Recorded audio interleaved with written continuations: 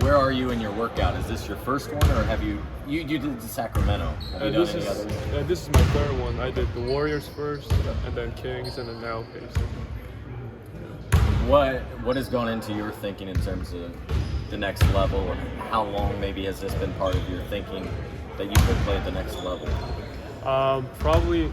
No, I know I still have a lot of work to do to play in the next level. This is the highest league in the world. So I know I'm my weaknesses, my strengths. I need to build on my strengths and then just getting better at my weaknesses. But I feel like I can be like, if I work on my defense pretty well, I think I can be like a 3-and-D type of guy. So I can space out the court and just helping the teammates out. Seems like the big thing for you too is your efficiency. Obviously, the 50, 40, 90 a couple of years ago. Yeah. Is that a big part of your game that you've tried to advertise a little bit? I never think when I'm shooting, like, I'm never thinking about shooting. Like when I accomplished that 180 club, I didn't even know. Our coaching staff just told me like, congrats on that 180 club, and I thought it was like the whole team accomplishment. So I was like, congrats guys, and then they were like, what are you talking about? It's yours. All right, thank you. But never thinking about like numbers, because when you're thinking about it, like you feel like you're gonna miss a lot of shots. That happens this year for me. I shot like 79% from the free throw. I was keep thinking about I need to shoot like 90% from the free throw, and I keep missing it. So I think for shooting, it's all about mentality. You just gotta don't think about the numbers, and then if you're open, you gotta take it. If not, just make the right read. You mentioned the strengths and weaknesses. What are some of the strengths that you've been trying to impress upon these teams? I would say like basketball IQ, like, you know, I'm athletic, so I'm trying to be like the smartest guy in the court, try to be a communicator, try to be a good leader too. I got some language barriers sometimes, but yeah, I don't understand that kind of stuff.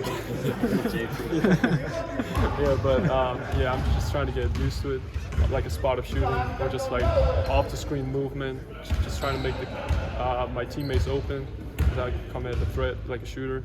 My weaknesses is like, of course, defense, strength, like footwork. So I'm just working on that right now. Who taught you how to shoot? My dad and my mom. Yeah, they were just like, shoot like this, and I was like, okay. No, I'll just do whatever I want, and then they just like build up from that. Yeah. Gotcha. You're a pretty athletic family, I read about. So Yeah. did you know you were always probably going to be involved in sports? Hopefully, in some capacity, some sport. Yeah, but surprisingly, like my mom, like she was like, she had a tough time. She had like 7 knee injuries or something like that, so she couldn't like play anymore. Like couldn't even run right now. So she was thinking like, you just gotta study. I want you to be a doctor. And I was like, I started playing basketball. I said, no, I don't want to sit around for like 25 hours like straight. And I started basketball, and then everyone was just trying to like, or be a doctor or be a lawyer. That was my family's dream. And I was like, no, I just want to play basketball. I just want to do whatever I want. Have you won her over yet, with pursuing basketball? Is everyone on board now? What's that, sorry? Have you won everybody over by pursuing basketball now? And is everyone on board with the dream? No, not really. Yeah, definitely. Yeah. Just my families are just like, all right, you got to play now because you do all the workouts, and then my family's like really supported me whenever I decided to do the next step. Even I came out from South Korea. I thought I was a top prospect, and I want to face against like the greatest player, because one time I played like under 17 World Cup against America. I thought we played pretty well. Like we made all the shots. When we looked up the score, it was like 130-70.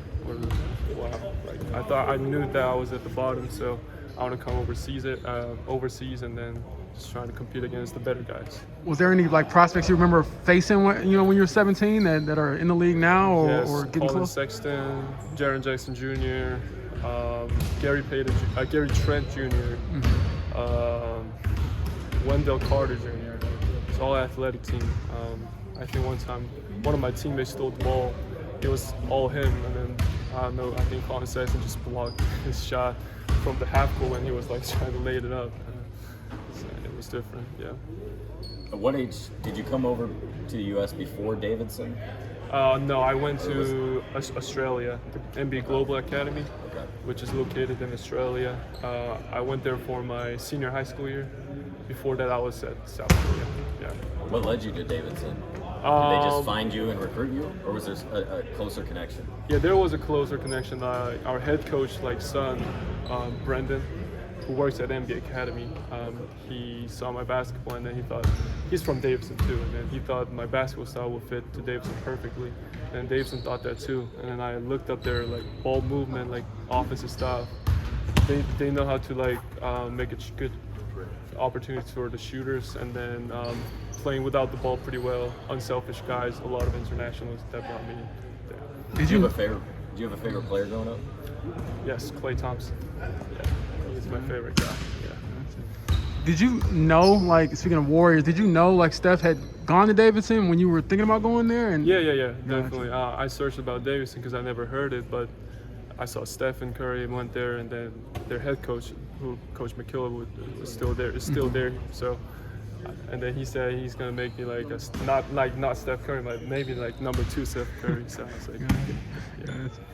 Have you had like a this is real moment, like I'm actually here working out for NBA teams and trying to get closer to my dream? Like, have you had that moment, like, I don't know, sitting in a hotel room or anything like that?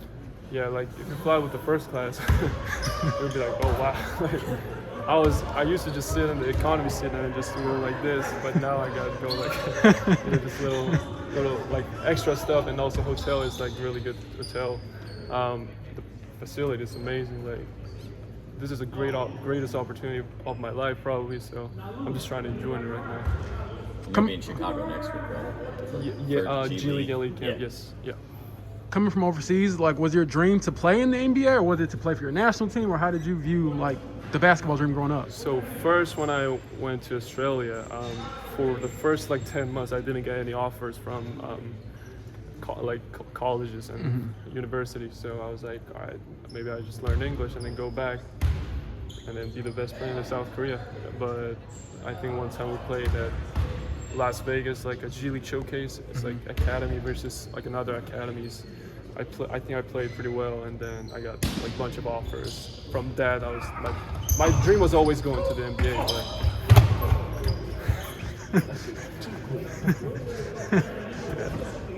But I love I love those energies in America. South Korea never do that, but No. Yeah, I was gonna ask, like, culturally, like, what was the biggest like shift you had to make when you got to Davidson, and even now as you continue to be immersed in it? Of course, the language barrier.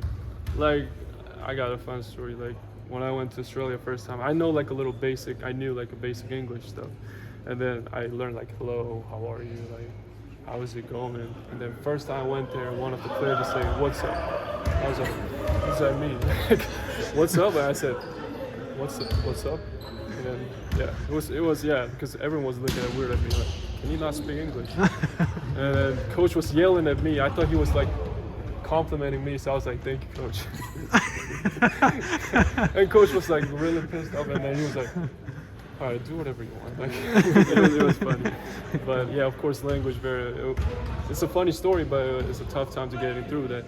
So I watch a lot of Netflix with the English, like subtitles or English versions, or like just trying to hang out with all the internationals or Australians, and that works. And yeah. Was there a specific show on Netflix? Friends.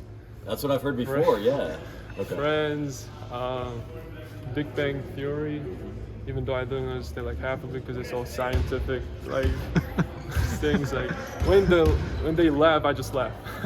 So, yeah, just those kind of stuff. And yeah. And last one from me, what have you learned about yourself throughout this process of trying to pursue this dream and get to a level that that most people dream of? Sorry, I couldn't hear it. Sorry.